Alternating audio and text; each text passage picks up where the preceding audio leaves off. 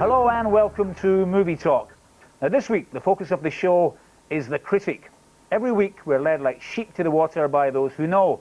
They're a breed apart. They supposedly know the film business well enough to inform us as to why a movie works or it doesn't work. On occasion, they have the power to make a film important. They're the ones who serve the plaudits and the accolades. But they're also the ones who, with the tip of a pen, can destroy a film's existence. In fact, there have been times when they have systematically hounded a film off the screen and advised us not to go and see it. Recently, for example, Mark Kermode of Radio 1 allegedly had the arrogance to tell people to boycott Godzilla, therefore creating a kind of aesthetic censorship. And if the average age of a Radio 1 listener is 12 to 15, then it could easily be the case that they would pay attention to what he said. Well, tonight, here on Movie Talk, we'll take this opportunity to find out exactly how a critic reaches their highly subjective conclusions as to the pros and cons of a film. Now, I'm joined tonight by three eminent practitioners of their so-called trade. Guardian and Sight and Sound critic Jonathan Romney, the Sunday Telegraph film voice Anne Billson, and alongside the long-serving Evening Standard arbiter of what is good and bad in the film world, Alexander Walker.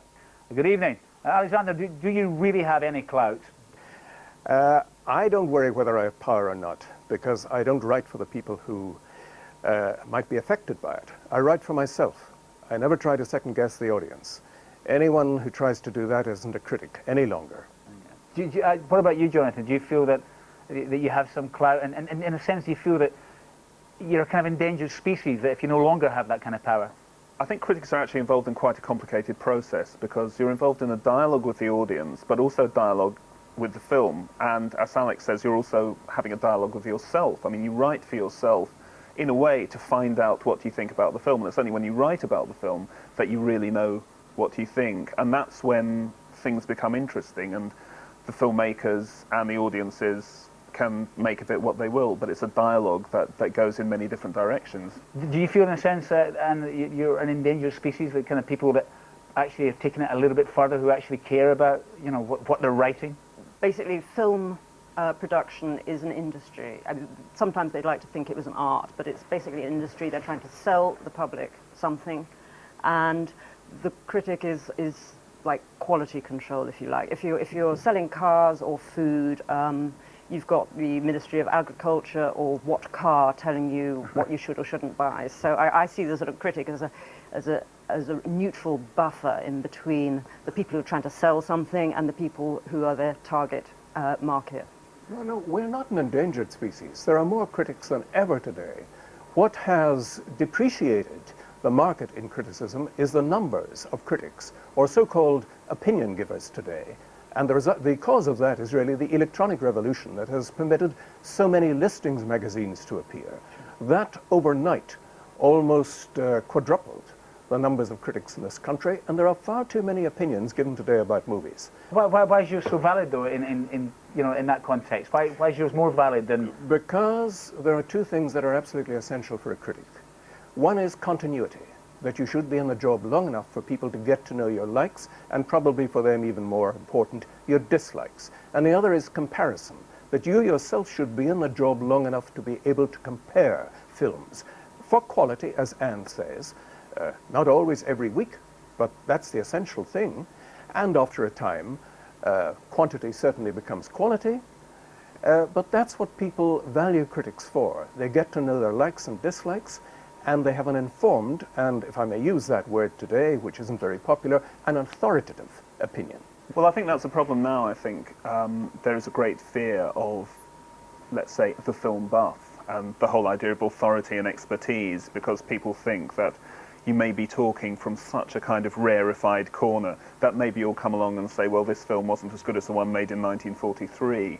The one critic who seems to actually strike fear into the hearts of Hollywood studios is the guy who does this internet page where he goes along to preview screenings and listens to what the punters say, and it all comes out, and they think, well, the audience isn't going to like this, because, you know, that's considered to be the voice of the people, where the voice of critics isn't now considered to be the voice of the people at all. Critics are supposed to come from some sort of weird, almost academic angle. The important thing there is that that particular critic on the internet comes in first, before they've ever begun to manage and market the product. The critics are always the last people to be heard from.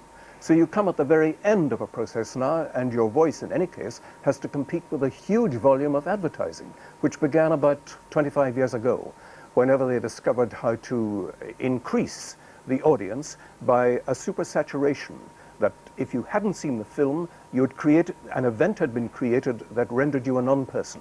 What gives you three the right to actually have an opinion about film? I mean, are you just the same as the rest of us? We sit down and we watch a film and we take it in our own subjective way. What gives you the right to have that position? The editor. Yeah. He gives you the right to that position. And we've seen more films than you. That's right. We see more films than filmmakers. Many filmmakers that I meet don't go to the movies. It's like being a writer and you don't read books.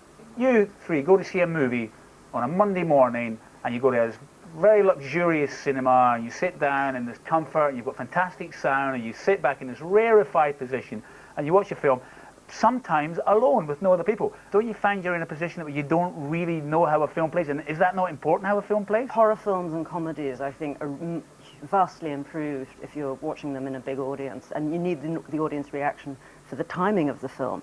Sometimes, when on very rare occasions that I see a film with an audience of non-professionals, I may in fact be exasperated by the fact that they're enjoying it and I'm not. But I'm arrogant enough to say that that doesn't change my opinion when I come to write about it, because that's what I'm paid for. I'm not paid to guess the opinions of the people that laugh and enjoy the film, if I haven't. But I've certainly been to comedies where everyone was laughing their head off and I wasn't, and I thought, well, you know, I know what I think, and Yeah. that It won't doesn't change matter what the way they you think. feel. But let's have an example of a film. We've all been to see a film called Buffalo 66. Now, it was written and directed by Vincent Gallo, who also stars in what is essentially a dark comedy, loosely based on some of his own experiences of family life. It's no biopic, but it has all the venom and humour of somebody telling a story straight from the heart. Here's a snatch of what it's all about. Why are you pointing that knife at me? Is that why you came here, to stab me with that knife? Huh? Will you turn it away from me, please? Honey, just Turn it away, please! What? What? The knife is not pointed at you. Yes, it pointed at me! Honey. Don't tell me you didn't point the knife at me! I did not point the knife Don't at you. point a knife at a person unless you want I to use didn't it! point the knife at you. It was here, on the table like It that. was not here! Point it over here! Over here! Fine. Honey, Dad, just fine, calm down, fine. all right? Well, I All am right? calm. She's You talking, see what all he right? did? Fine. You see what your I didn't do son nothing. did? I didn't do nothing. He pointed a knife at his father! Yeah, I pointed at you. I pointed at you. It's always at you. Honey, It's always honey, at you, Dad. Honey, It's always want at some more you. tripe, honey? Let No, me I get don't you want. some I don't more want tripe. tripe. You want to get me tripe? Get me tripe. No. Listen, let him fill up on the bread. Enough tripe. Yeah, Ma. Honey, that's your son. Let him have let some me more eat bread, tripe. because that's what he wants me to eat. Bread all the time, right? God forbid I should have a piece of meat, right? Right, Dad? So, Wendy, honey, you were saying? I was just gonna say how, you know, Billy's the nicest husband in the whole world. Oh, yeah, sure. I'm sure he's terrific. Right, there we have it, Buffalo 66. Jonathan, what did you make of the film? I liked a lot of it. It is a very personal film, and that's partly the trouble I had, because sometimes when an actor makes a film for the first time, maybe it shouldn't affect the way you see it, but you know he's an actor, you know it's his first film. I get the impression that he's really kind of throwing in everything he can possibly throw in. You know, his personal background and his obsession with cinema. And I think you kind of wish that he'd had someone sort of breathing over his shoulder, whispering, actually, Vincent, you know, maybe maybe we could do without this bit or without that bit. I mean, I think he's got enough in there for 3 films, and it's almost like a scrapbook. Do you agree with Jonathan that Gallo took too much on here? No, of course he didn't. I loved it. I thought it was a really offbeat, independent comedy. It was as if he had left the camera running, which you saw in that excerpt, and the people had acted in front of it, and many of them being his friends, he was in safe hands. That's exactly what they did. And it has the ring of family truth, many of the scenes. But it's a romantic affair between 2 unromantic people who never lay an affectionate hand on each other, Christina Ricci and Vincent Gallo. But it always seems to reinvent its own form of romance in a peculiarly skewed way. Yeah, and what was your take on this? Films directed by actors, I approach them with trepidation, because invariably they contain too much acting. There's no one to say stop. So this was no exception, but it turned out to be quite beguiling, a bit of a mixture. There's an awful lot of self-indulgent experiment, I think. There's sort of trendy jump cuts and fun with frames, where he puts lots of different frames in the one big frame, which simply draw attention to themselves. It's sort of refreshing to see somebody playing around with the medium a little bit and pulling it and stretching it. It's refreshing, but I don't think it worked. It was nice to see that he was having a go at it. And also the Christina Ricci character, he kidnaps this teenage tap dancer, asks her to pretend to be his loving wife, and they fall in love. And I kind of think this was a bit like a male fantasy wet dream, sort of kidnapping this sort of wonderful 17-year-old with enormous bosoms. And Christina Ricci is great, but she can't do much with the character because it's a fantasy, it's a male fantasy. Christina Ricci is fantastic, even just being there, because she's got a very, very weird presence. And she's almost like a very kind of straight-faced foil for him, because he does these routines. I mean, I think it's a film of routines. There are great bits, and they go into a photo booth together, and she just kind of smiles at the camera, and he goes, okay, we're going to span time, and she just sort of holds back and gives him the quizzical look. It's exactly those routines that are going to make that a very popular film. How did you approach this film? What were you looking for straight away? Were you looking at the story? Were you looking at the style of it? Were you looking at the performances? And what worked for you, and what really niggled you as the film progressed in front of you? I got less and less niggled as the film progressed, as I realised it was actually suckering me into liking it, which was great. I found it entertaining. Suckering you into liking it? Yeah, it was self-indulgent, but it kind of in a good way. I think first films often are best when they're self-indulgent. Can we just take, is there anything wrong with a young filmmaker being self-indulgent? Is that a problem for everybody here? Oh, sometimes there is, when you see the dreadful films that a few of them make. I mean, there's no doubt that this is an indulgent movie, though, right? We're agreed on that. No, it's not an indulgent movie. It's a movie the man wanted to make. No more than when I write a book, it's an indulgent book. I write it because I have something to say, and I hope that there'll be someone there to read it. I hope you're going to stick with us. We're going to have a break now, but come back in a few moments for more movie talk.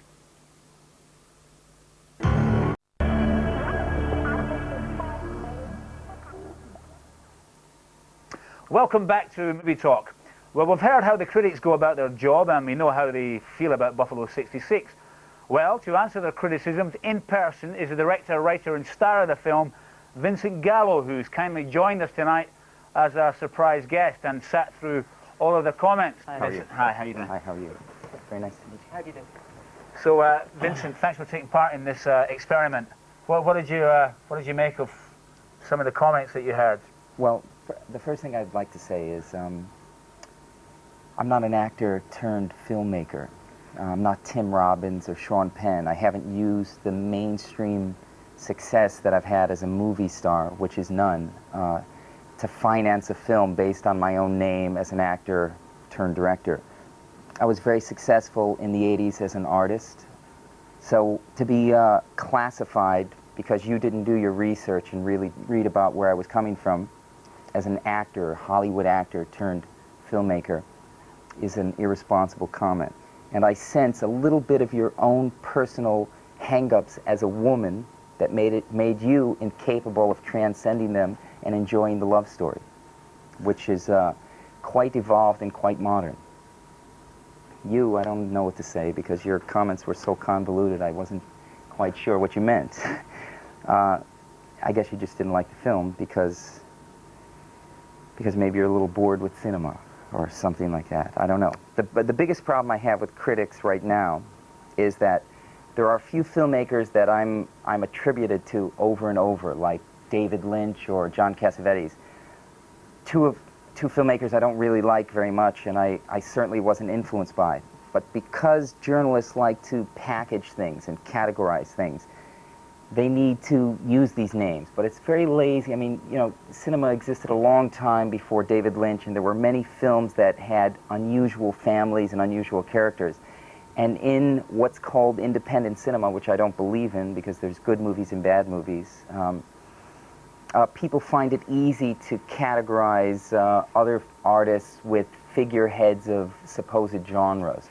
If a critic has an extremely clever point of view as to why my art or my films or my performance are insignificant or don't have quite the great impact that I had hoped them to have, I can learn from that. I can be objective. I can be objective.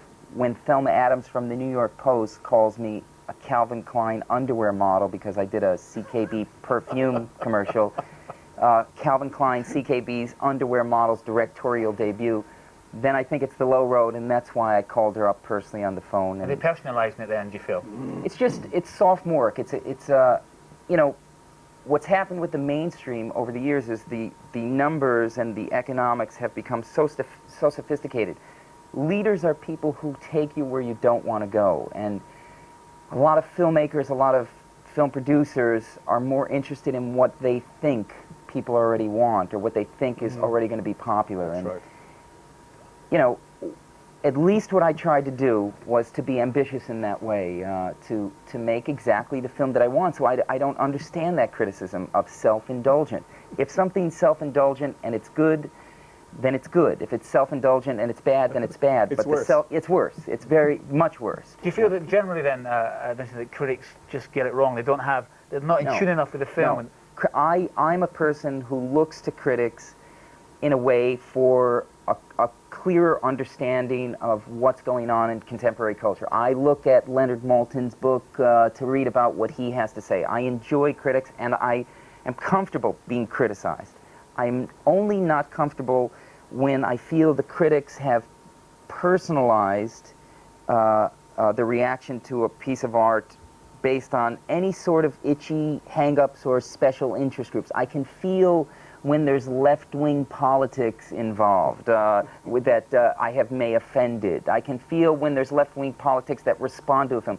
If you go to Sundance and you make a film and it has a homosexual character in it, you're immediately embraced as being innovative or progressive in some sort of way. The most mainstream movie that I saw at Sundance was The Opposite of Sex, which is, Yes. I mean, it's a TV movie at best, and it's shown in a film festival because it has homosexuality as a theme. And those things, in a bigger way, I'm offended by critics, never in a personal way. So you're not shy of criticising things yourself then? I mean, I'm not shy with being unguarded and outspoken. The three people here today are paid, and he made a fantastic point. That is their job function. It is their job function to, I mean, no one could question what the job description is. The job description is they're paid to go see a movie and talk about it from their point of view, and they have the complete responsibility to only do that. They should only talk about it for their point of view.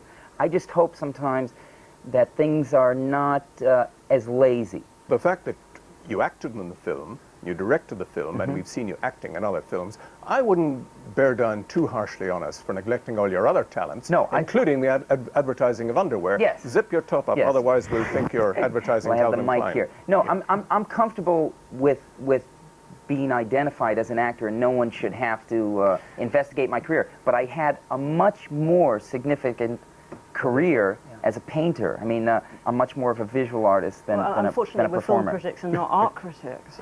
Yeah, but that's not true. All art can be conceptual, can be a form of a language. It doesn't matter what formations it takes. I agree with that, but it's our field of speciality is film. It's film. It's not art. But it's obvious that the film has a very conceptual aesthetic sensibility. Yeah. It's not, I mean, when you see Tim Robbins' Dead Man Walking, there is an obvious character that he's obsessed with in the film. There's an obvious political point of view that he's obsessed with in making that communist movie. But there isn't an obvious conceptual point of view. There isn't an obvious aesthetic point of view. There are very few filmmakers that have any idea of concept today. That's right. That's First right. of all, they haven't formed their ideas about life because they haven't seen Or too much of language, it. right. When you make movies, what do you see about life?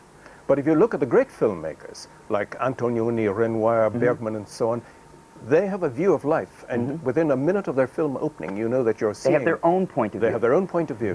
Can we, because we've established the fact that, you know, you definitely disassociate yourself from people, and you loathe the idea that people regard you as an actor turned director. That's the only, I have a real thing with that, and I have a real thing with But that's by Lynch. association, isn't it? You don't want to be associated with Hollywood types who are manipulating their own fame into going... Because I'm very offended by people who become powerful. They get to a point where they're so powerful and mainstream, and that's the point. I'm offended when people use their power in a very safe way to then identify themselves and build a persona for themselves as something more interesting than what they actually are. If I was a successful mainstream Hollywood actor, I would do a couple jobs for a lot of money, and I would never work again. I would never make a movie. I would eat and make out with girls and drive around in my fancy cars, happily, you know. Jonathan, you said about Vincent's film that, in many ways, the subtext of what you said was a mess, right? Because you thought it was 3 films thrown into one. All of them could be good films, but it was 3 chucked into the pot. Well, I think, you know, if I was going to make a comparison between what you do as a painter, I mean, if I went to an exhibition of yours, I might see one piece of work and say, yeah, that's really good, and I might see a couple of others and think, well, you know, those I don't like so much. And in a way, I had the same feel from the film, that I felt it was uneven, but, you know, there's a lot crammed in there, and I felt kind of uncomfortable with that. But then there are more ideas in it than most films that you ever see. And I mean, the other thing that I really came away with is a sense of the place, that I felt, you know, this is a place I haven't been before. I didn't necessarily enjoy being there all the time, but I knew I hadn't been there before. Right. Well, I'll respond to one thing that you said, which is about unevenness, or about certain significance to particular things that one can remember. I had seen 40 Ozu films in Paris in a row, and they were all in Japanese language, which I don't speak, subtitled in French, which I never want to speak. And so I had to watch these films from this slightly detached or outsider point of view, and I really loved each one. But the one that I remembered the most was a film called Autumn Afternoon, about a father and his daughter on the day of her wedding. And I don't remember anything else about the movie, except the scene when the father comes home from the wedding reception and comes back into his home, and we see that he's basically sentenced to the rest of his life in a certain kind of solitude. Not much happens, but for that one moment, everything that Ozu did and presented was for that one piece of a sensibility, for that one piece of language, and that was certainly good enough for me. It's one of my 10 favorite movies of my whole life. But do you think a film like yours actually needs critics? It could suffer because, say, Jonathan Romney thinks you're riffing rather than actually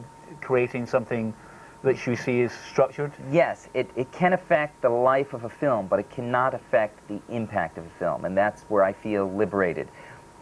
The 3 people here, if they all teamed up in a very aggressive way and became as against me as possible, especially after seeing me with my USA suit on, and they shrugged me off, it could limit the audience. It really could, but it could never affect the impact of the work, because it only takes a couple people who can see a piece and be influenced by a piece for a piece of work to have future impact. And in the end, some freaky kid 500 years from now is going to rent a videotape, and it's going to be Buffalo 66, and he's going to go, yo, that Gallo guy is cool. I want to see, let's watch that again, you know. And maybe 10 years after that, he's going to do something, and he's going to remember or be inspired or liberated by or have a new piece of language to continue his life forward. I'm comfortable with that. Jonathan, in a sentence, if you could, would you recommend this film to people? Yeah, definitely. I mean, people may... Yeah, definitely? Yeah. He said, yeah, definitely. Yeah, I think people who go and see it will have a wonderful time. And Billson? Yeah, maybe not to my 82-year-old mother, but other people, yeah. Yes. Well, that wraps it up for another week. I hope you've enjoyed the show as much as I've done. Thank you to all my guests. We'll see you next week. Good night.